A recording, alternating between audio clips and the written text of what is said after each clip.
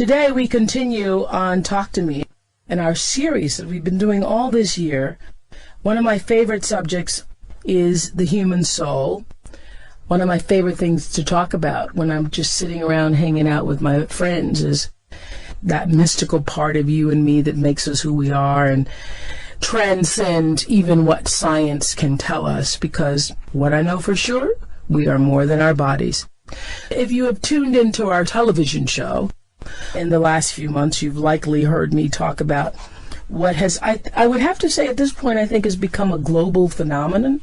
A lot of people have been talking about the universal law of attraction, and it's been packaged very well, I think, in a new marketing form, because the truth is there have been world philosophers for years who talked about the idea that we are more than our bodies and there's more to our lives than what we can actually see, and that really that what we are here is really an illusionary plane. Now everybody's calling that the secret. The secret is in fact a universal law. I'm really, as I've said on my show, very excited because for years, for me, the real purpose of the Oprah Winfrey Show, when I first figured out that I'd been given this opportunity to speak in people's homes every day and that it was more than just a show, I understood that it was about teaching responsibility, about letting people know that you are responsible for your life. And so for years, I've been talking about some of the principles involved in the secret. And that is that the choices that you make every day, and even more so than the choices, the way you think and then make the choices, has everything to do with what your life is. And so, in essence, you are creating your reality every day. I have believed that and seen it work in my own life in so many ways. So I'm really excited that the secret has at least opened consciousness in such a way that other people have been able to at least see that light, that moment that says, you know what, I am more than my body. There are no accidents. Everything is happening for a reason, and I do have a lot of control over it.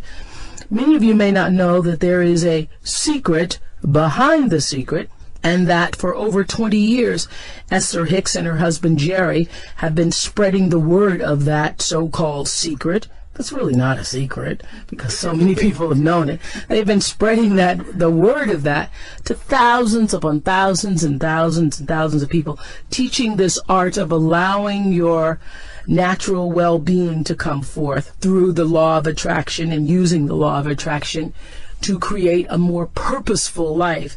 It was based on her knowledge, she says, of this universal law, that she was invited to be a primary contributing expert on the secret. Esther Hicks was. Maybe you saw the original secret tape. The original secret tape, you're on that tape, Esther. Yeah. Yeah. Hi, welcome, first of all. Hi. Thanks. And so you're on the first tape, and until probably, let's see, last weekend I saw a tape and you were not on it. You were first on the tapes, and now you're not on the tapes. Can you tell us why you were on the tapes and now you're not on the tapes?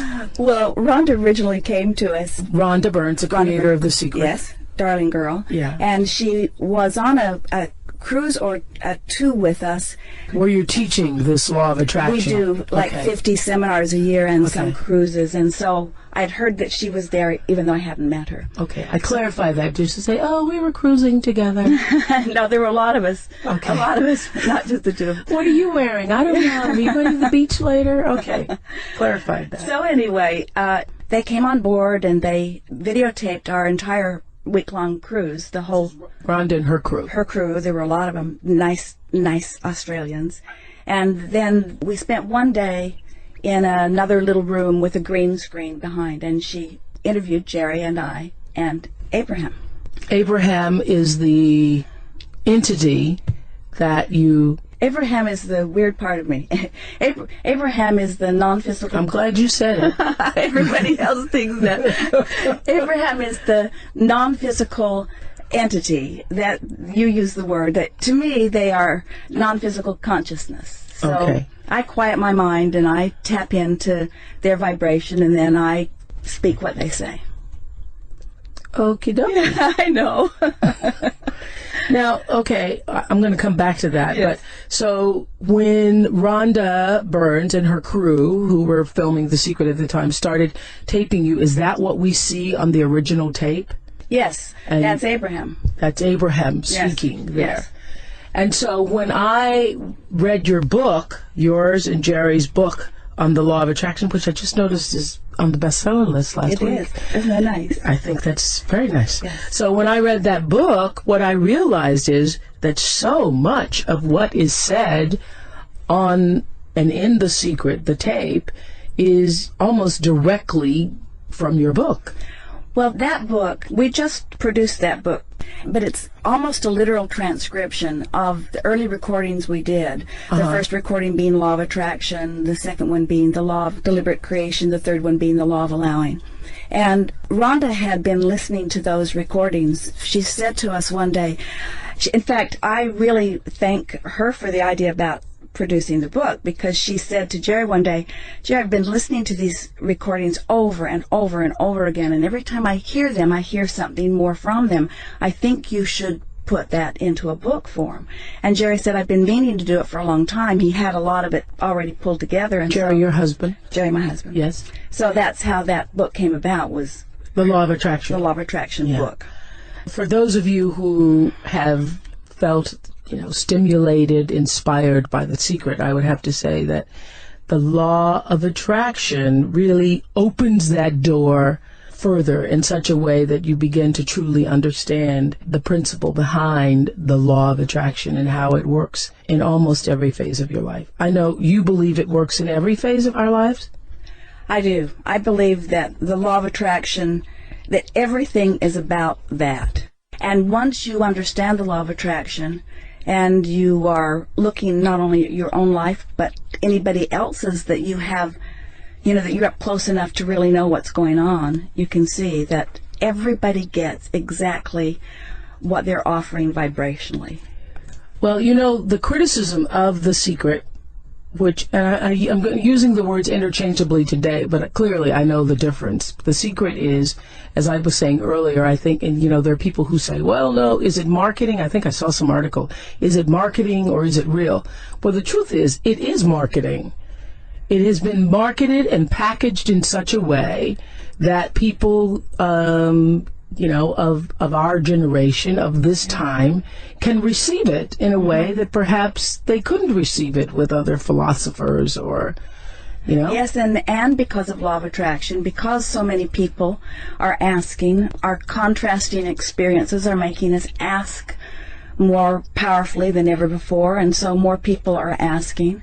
I think that watching what Rhonda accomplished with The Secret was maybe the best example I've ever seen of someone holding steadily to a thought or an idea and not letting anyone divert them from their idea.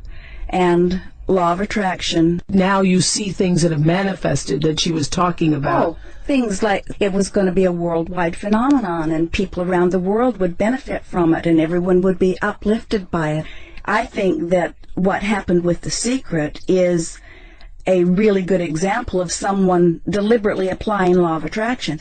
And in fairness to Rhonda or anyone who's trying to put such a big idea out in such a short period of time, it isn't possible to explain how to make that happen. She studied for a long time before she began applying it, And so I hear criticism, we get so much correspondence from people who have been studying our work for a long time who don't like how it doesn't say enough or don't like how now it's beginning to be diverted into different directions. It's kind of turning in the wind just a little bit.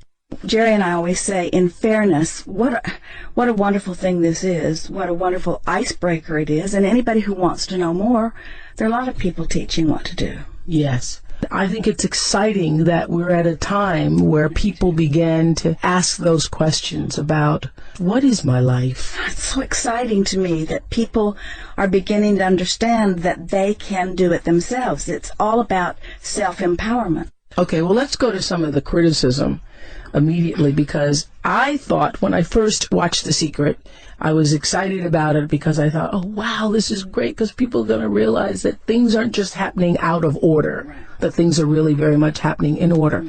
And then I think the criticism has been, well, if things are happening in order, if you're really attracting everything into your life, then when you have cancer, you attracted that? These are questions I really want you to put to Abraham, because they explain it so much better. Those are hard questions. But everything that everyone is living is coming in response to their vibrational output. But most people don't know what they're doing. Okay, even children. So bad things happen to children. Children who are innocent, children who don't know, children who don't know about their vibrational output. Yeah. Well, it's like we're offering a vibration whether we know that we are or not, and we learn our vibration. I hear Abraham say that even when you're in your mother's womb, you're picking up on her vibration because of how she feels in her life. And when you're born as that little baby, you're born into an environment where people around you feel a certain way. We see it even as we move around this nation, that there are neighborhoods that you can just feel how those people feel and their lives reflected. And then we see neighborhoods that you can just feel how those people feel and their lives reflected. And so I don't think anybody's saying that, Abraham says... And Abraham is the higher consciousness entity that you channel. Abraham's the broader perspective. Abraham is source energy. The way... Source energy coming from the source. And we all have access to it. Yes. And through a process of meditation, I managed to quiet my own resistance enough that my own vibration raised so that I tuned into them. Well, this is the thing. Yeah. I know you've agreed to be here because I said when they were going to get you here, I said, tell her, please, she's going to have to come on several shows just to come back, because there is no way I'm going to be able to get all my questions out in one session. So I think in our next session, I certainly want you to channel Abraham. But before you do that, for everybody who's listening right now, you're going, what? Sounding weird to me, Oprah. Very weird, Ola. I wanted you to tell people how absolutely normal you used to be. You know what's really funny is you used to be so normal. We think we're normal now. In fact, Jerry was laughing about this morning, that somebody was talking about the weirdness of this, and it doesn't seem weird to us because we've been doing it for so long. It's hard for me to remember what life was like before I had this connection with Abraham. And how did the connection start? Jerry had been looking for ways to uplift people long before he even met me. So he really had that going on with him. And someone... Uplift, like motivational speaking? Jerry was never a motivator. He was more an inspirer, in that he always looked for strength in people and then reflected it back to them. Okay. So he found a book in a library one day written by Jane Roberts. Is this the Seth book? Seth book. Yeah, I read all the Seth books. And so Jerry's reading the Seth books, and I was afraid of them. They just seemed weird to me. Yeah. And so he read them in his private time, and that is so interesting you say that, because I used to read them. I was reading them back in the late 80s, I think it was. And then one time I just started to get weirded out by them, and I removed them from my shelf because I didn't want Seth speaking to me when I got